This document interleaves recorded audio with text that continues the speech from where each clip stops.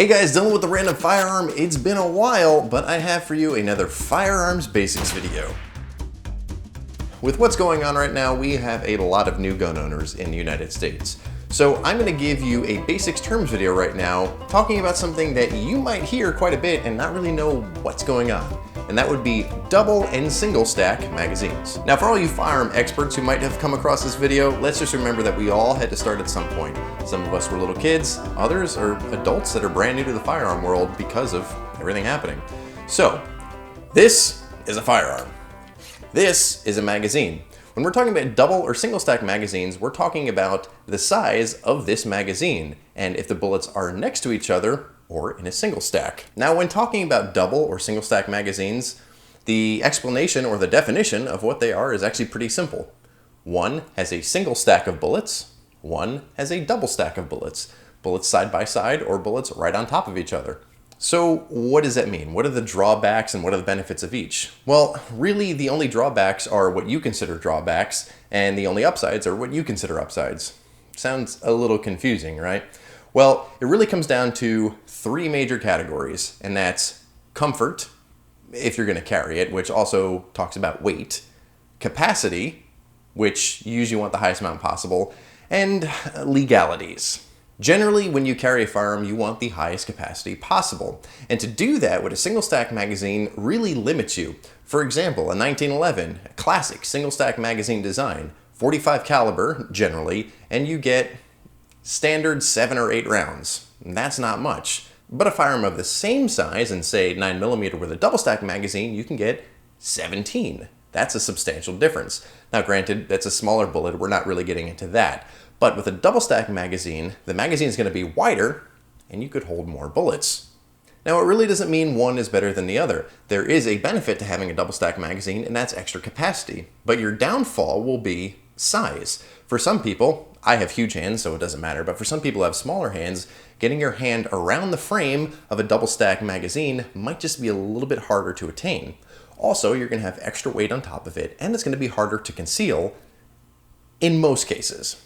Generally speaking, a single stack magazine is going to be slimmer and easier to conceal on anyone's person. Now the limitations to a single stack magazine are you're going to get less bullets and you really want the biggest capacity possible.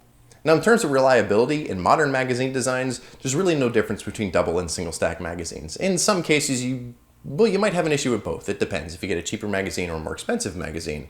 And that's the other thing. Single or double doesn't really make a difference on cost. For example, you can get an aftermarket Glock magazine, which generally they're mostly double stack, and those could be pretty inexpensive, maybe 20 or less for a magazine that can be considered cheap.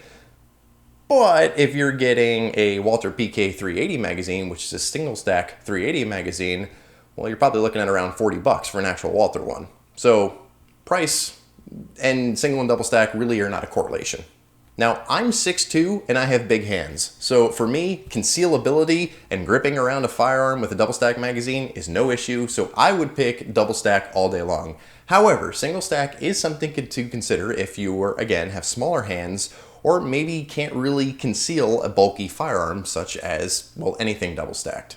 Now, size of the firearm also doesn't make a difference. There are small single stack firearms such as a Smith & Wesson Bodyguard 380, and then there are small double stack firearms such as a Sky CPX2.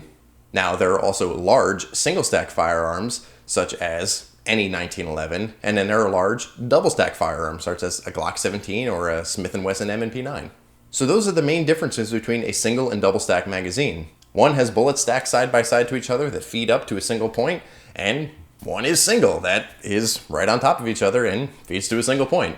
It comes down to the firearm that you want, the firearm you feel comfortable with, and the factors of concealability, weight, comfort, price, and unfortunately the legality in some non-free states. Here in the state of Florida, you can carry whatever. In New Jersey, I think you have a 10-round magazine capacity. So you can carry your 1911 with 8 rounds, or you can carry something like a Sky CPX2 with 10. I would go for that.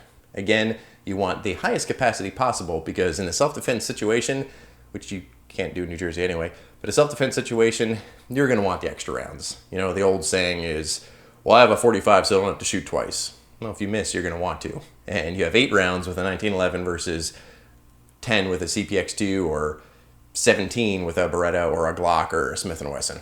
So there you have it, guys. I hope you found that video helpful about giving you a basic rundown on the differences between a single and double stack magazine. If you like this kind of information, please consider subscribing. Also, liking, commenting, and sharing with your friends who might be getting into firearms really helps as well.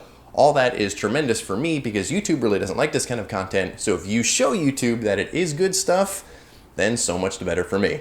But I appreciate your support as always. If there's something that you want to know about firearms or you think would be a good basics topic to cover, let me know in the comments below and I'll do my best to make that happen. You can also check out the randomfirearm.com. I don't post there as much as I used to because, well, return on investment isn't as great. Also, you could check out Instagram at @ThatDeltaBravo, and don't forget about Facebook, the Random Firearm there as well. Thank you very much for watching, guys, and I will see you on the next video.